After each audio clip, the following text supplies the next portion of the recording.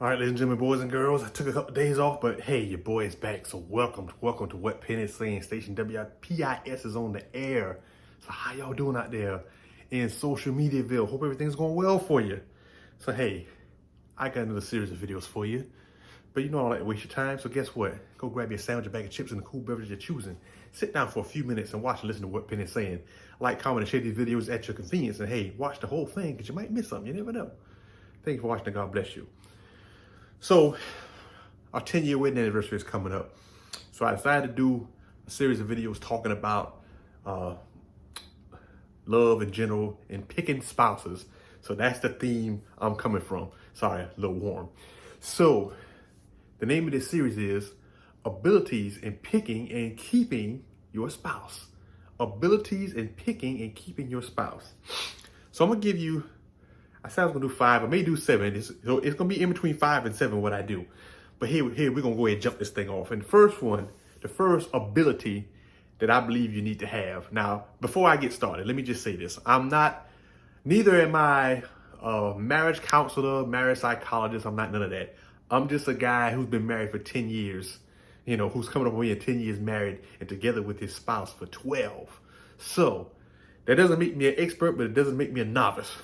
I just leave it at that. So therefore, having said that, now let us get started. So the first ability that I believe you need to have in picking and choosing your spouse, picking and keeping your spouse rather, is accountability. Accountability. And accountability goes 3 ways. First, you need to be able to be with someone that you can hold accountable and they won't get mad. Second, you need to be with somebody who can hold you accountable and you won't get mad. And then third, and probably most important, you need to be able to hold yourself accountable. See, accountability goes 3 ways. So let's start with the first one. Being with someone that you can hold accountable. You need to be with someone that knows that they're not perfect. You need to be with someone that knows that can handle some constructive criticism. Now, you got to word it carefully. Listen, being around my wife, and there she is behind me over there in the wedding picture. Boop. My finger went right. There we go. There she is. Being married to her, how you word things is very important. How you structure your words, how you talk to people is very important. So you got to be careful what you say and how you say it. But you want to be with somebody, and we're talking about somebody who you're going to spend the rest of your life with. You need to be with somebody whom, when you hold them accountable, they don't get upset. They don't get mad. Because let me tell you something. When people think they're above correction, you got a problem. Nobody is above correction. None of us are above correction. So you want to be with somebody, that person that you call your boo, your spouse, your lover, your friend, whatever you want to call them, your baby, your honey, your love, whatever you call them, whatever you want that person to be, you need to be able to hold them accountable, and they need to be able to take it and understand where you're coming from, because you want this thing to work. You looking for this relationship to last a long time. Nobody gets married and then a year later is looking for another marriage. Nobody does that. Now, granted, sometimes things don't work out, and I get that, and I understand that things don't work out sometimes. But you need to be able to hold somebody accountable and them not get bad. Now, let me turn it around, because you also want to be with somebody that's going to hold you accountable. Yeah, you want to be with somebody that's going to hold you accountable, because like I told you earlier, ain't none of us perfect. All of us got faults, all of us got issues, all of us got problems. But you want to be with somebody who is going to hold you accountable, who is going to say to you, hey, you need to get this right because you're not doing such A, B, and C. And guess what? Now, since I talked about my wife, I'm going to talk about me. I tell my wife all the time, hey, if I'm wrong, tell me. Even if I don't like it. Because when you tell me the truth and I got a problem with it, it's no longer a you problem, it's a me problem. So you want to be with somebody that's going to be willing and able to tell you the truth, to be real with you, to let you know, hey, this is not working, blah, blah, blah, blah, blah, blah. If you can't handle, now if you're someone who can dish it out, but someone who can't take it, then maybe marriage ain't for you. Because guess what? You got to be able to dish it. If you're going to dish it out, you better be able to take back that same criticism, that same smoke that you dishing out. So you want to be with somebody that's going to hold you accountable. You want to be with somebody that's going to check you from time to time. I tell my wife all the time, and I can only speak on our relationship because I'm in it and it's strong and it's thriving. So I can only speak on ours. I can't speak on nobody else's. You have to speak on your own stuff. I can speak on mine and let you know that I want her to check me. And guess what? If I, like I said earlier, if I don't like when she check me, because if I'm wrong, I'm wrong. Right is right and wrong is wrong. So if she checked me in my wrongness and I got an attitude about it, that's my problem.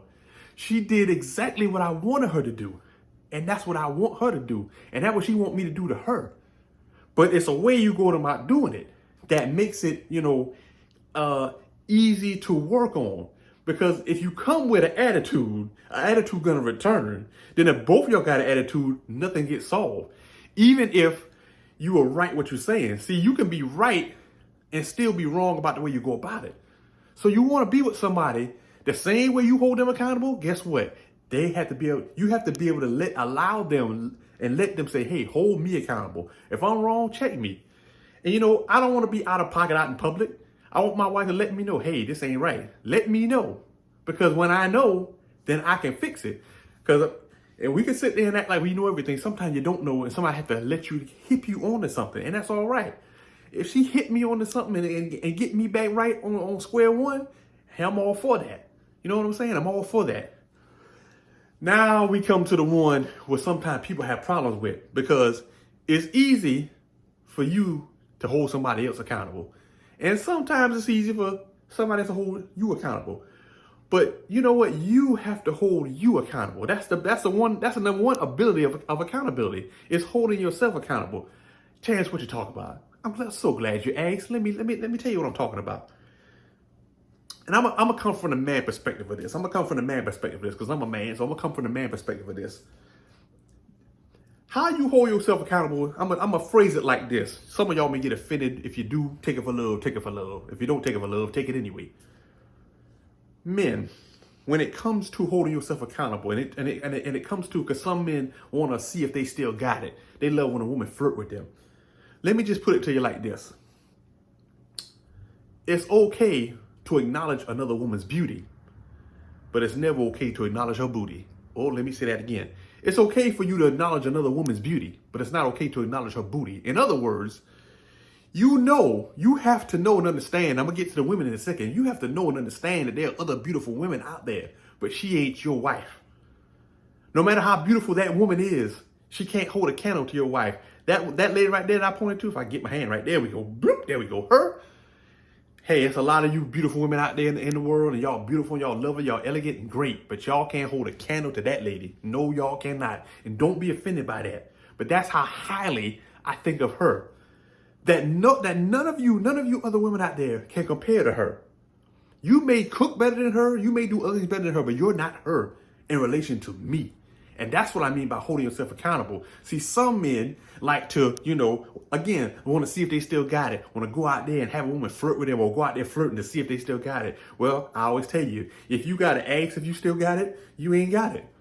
Because how you going to marry somebody and then want to find out from somebody else if you got it? Who you marry that person for? That's just lunacy. And ladies, same goes for you. Hey, there are other good-looking men out here, but they can't hold a candle to your husband. They may do certain things better than him, but they're not better than him when it comes to relation to you. And if you feel like another man or another woman is better than what you got, and maybe what you got ain't better in the first place.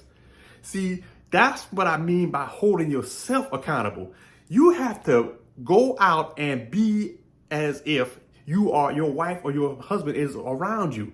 If you can't do something, if you have to disguise things from your wife or your husband because you're afraid what they're going to say, maybe you shouldn't be doing it. I'm just putting it out there. I ain't judging nobody, and I ain't talking to nobody. I'm just talking to be talking. But marriage is a serious thing, y'all. And sometimes we get in these marriages and we don't want to, we don't want to do the right thing. We don't want to hold ourselves accountable. We don't want to be accountable. We don't want nobody to hold us accountable. We don't want to hold ourselves accountable.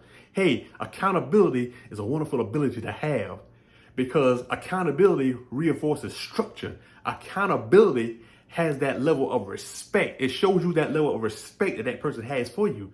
So when someone holds you accountable, they think highly of you. It's not always criticism, although sometimes too much criticism can be a little much, but it's not always criticism. Sometimes it's what you need to hear versus what you want to hear. See, sometimes we want to hear what we want to hear, but when it comes to what we need to hear, and somebody's holding us accountable and tell us what we need to hear, want to get that attitude, want to be mad. When you get mad, when you get defensive, that means they're right. So guess what? Listen, again, you want to get in a relationship and you want to last a long time. You don't want to be getting married on Tuesday and getting divorced on Friday. Who wants to do that? That's waste of time, energy, and feelings. So don't be afraid if someone holds you accountable, if somebody checks you. But in a manner of checking people, make sure we're doing it in a respectful, tasteful manner where learning and evolving can take place.